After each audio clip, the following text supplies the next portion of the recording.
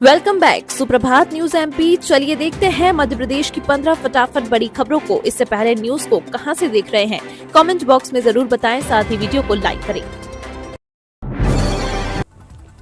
महाकाल मंदिर की सुरक्षा के लिए होमगार्ड जवानों के 480 पदों पर भर्ती। महाकाल मंदिर में अंदर से लेकर बाहर तक सुरक्षा की कमान होमगार्ड जवानों के हाथ में रहेगी।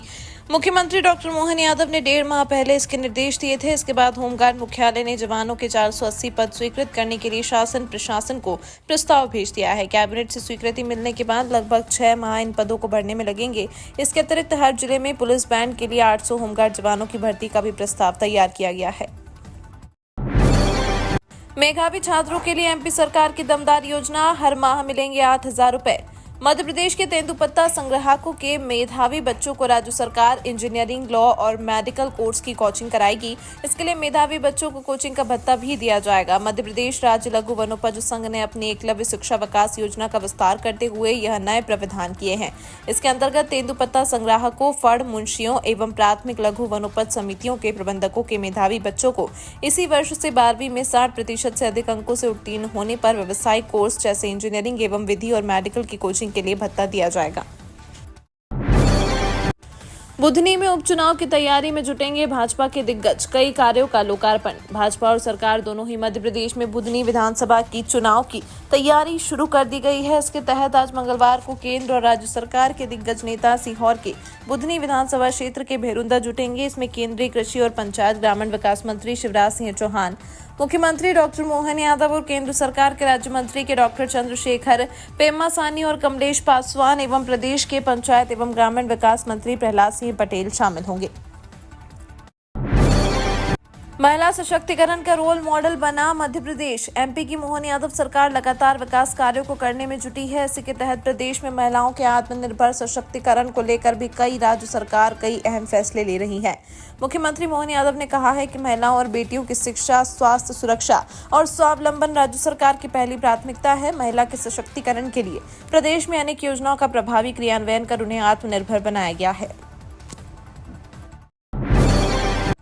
अब मिलेगा ई ड्राइविंग लाइसेंस व ई रजिस्ट्रेशन कार्ड। परिवहन विभाग ने ड्राइविंग लाइसेंस और वाहनों के पंजीयन को लेकर 1 अक्टूबर से नई व्यवस्था लागू कर दी है। अब ई ड्राइविंग लाइसेंस और ई रजिस्ट्रेशन कार्ड जारी किए जाएंगे। इसे परिवहन सेवा सृजन पोर्टल से रजिस्टर्ड मोबाइल नंबर पर लिंक के माध्यम से प्राप्त किया जा सकता है। प्रदेश भर में ड्राइविंग लाइसेंस और रजिस्ट्रेशन कार्ड बनाने वाली स्मार्ट चिप कंपनी ने काम बंद कर दिया है। इसके बाद ये आदेश जारी किया गया है।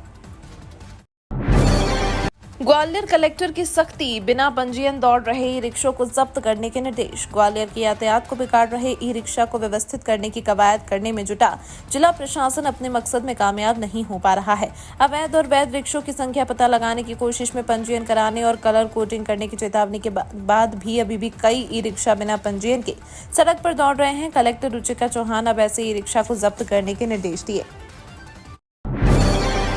बच्चों की बल्ले बल्ले, 9 दिन स्कूलों में रहेंगी छुट्टियां। स्कूली छात्रों के लिए खुशखबरी है। अक्टूबर में बच्चों को खूब सारी छुट्टियां मिलने वाली हैं। इसमें दशहरा, दीपावली और साप्ताहिक छुट्टियां शामिल हैं। इस माह 9 दिन स्कूल बंद रहेंगे। रविवार की छुट्टियों को मिलाकर 7 त्योहार के अवकाश रहेंगे, जिसमें शासकीय अवकाश घोषित हैं। स्कूल बंद रहेंगे। त्योहार मनाने से लेकर घूमने तक बच्चों को पूरा मौका रहेगा। अक्टूबर में अब अवकाश दशहरा पर होगा। स्कूलों में 11 और 12 अक्टूबर की छुट्टी है। सरकारी स्कूल और अस्पतालों में भी बायोमेट्रिक अटेंडेंस। विवादित प्लॉटों के लिए लगेंगे कैंप।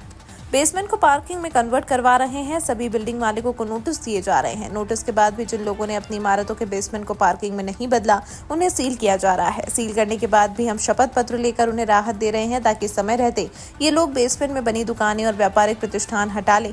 शपथ पत्र में इनसे लिखवाया जा रहा है कि ये लोग कब तक बेसमेंट में पार्किंग बना लेंगे। मानसून अच्छा होने से इस बार टूटेगा गेहूं की बोवनी का रिकॉर्ड। प्रदेश में इस बार मानसून अच्छा रहने से गेहूं का बोवनी का रिकॉर्ड भी टूटेगा। अभी तक अधिकतम 95 लाख हेक्टेयर में गेहूं की बोवनी हुई है। इस बार 15 लाख हेक्टेयर क्षेत्र बढ़कर 110 लाख हेक्टेयर पहुंचने का अनुमान है। इसे देखते हुए कृषि विभाग ने खाद बीज को लेकर तैयारियां शुरू कर दी हैं। अगले सप्ताह से होने वाली कृषि उत्पादन आयुक्त की संभागीय बैठकों में लक्ष्य निर्धारित हो जाएंगे। CBSE 10th 12th board exam की डेट जारी। फरवरी में इस दिन से शुरू हो जाएगी परीक्षा। सीबीएसई बोर्ड की परीक्षाएं 15 फरवरी से होंगी। केंद्रीय माध्यमिक शिक्षा बोर्ड ने इस साल सीबीएसई 10वीं 12वीं बोर्ड रिजल्ट 2024 के साथ ही सीबीएसई बोर्ड परीक्षा 2025 का ऐलान किया। सीबीएसई 10वीं 12वीं प्रैक्टिकल परीक्षाएं जनवरी में, जबकि थ्योरी परीक्षाएं 15 फरवरी से होंगी। बोर्ड 10वीं 12वीं बोर्ड परीक्षा की डेट शीट जल्द जारी करेगा। बोर्ड प्रैक्टिकल परीक्षा और थ्योरी परीक्षा के लिए डेट शीट अलग अलग जारी करेगा। राजधानी में बनेंगी 4 नई तहसीलें, शिफ्ट होंगे 29 गांव। मध्य प्रदेश की राजधानी भोपाल में बड़ा बदलाव हो सकता है। शहर में गोविंदपुरा सर्किल को तोड़कर नई 4 तहसीलें बनाई जाएंगी। एमपी नगर सर्किल में ही गोविंदपुरा सर्किल का राजस्व क्षेत्र मर्ज किया जाएगा। इतना ही नहीं, कटारा हिल्स, बाग, सेवनिया सहित कई इलाकों को एमपी नगर में जोड़ा जा सकता है। इस काम के लिए प्रस्ताव बनाकर तैयार हो गया है। जल्द ही संभागायुक्त से चर्चा की जा सकती है। एमपी को बड़ी सौगात, एक और वंदे भारत मिली। 2 राज्यों को जोड़ेगी 8 कोच की प्रीमियम ट्रेन।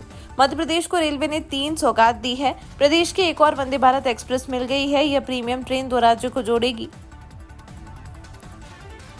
8 कोच की वंदे भारत 4.0 एमपी की राजधानी भोपाल से यूपी की राजधानी लखनऊ के बीच दौड़ेगी। भोपाल के रेल अधिकारियों के अनुसार वंदे भारत 4.0 प्रीमियम ट्रेन की मंजूरी मिल चुकी है। यह एडवांस सुविधाओं वाली वंदे भारत होगी। भोपाल लखनऊ वंदे भारत एक्सप्रेस भोपाल रेल मंडल की ट्रेन होगी। अगले माह यानी नवंबर के मध्य तक इसका रैक मिल जाएगा।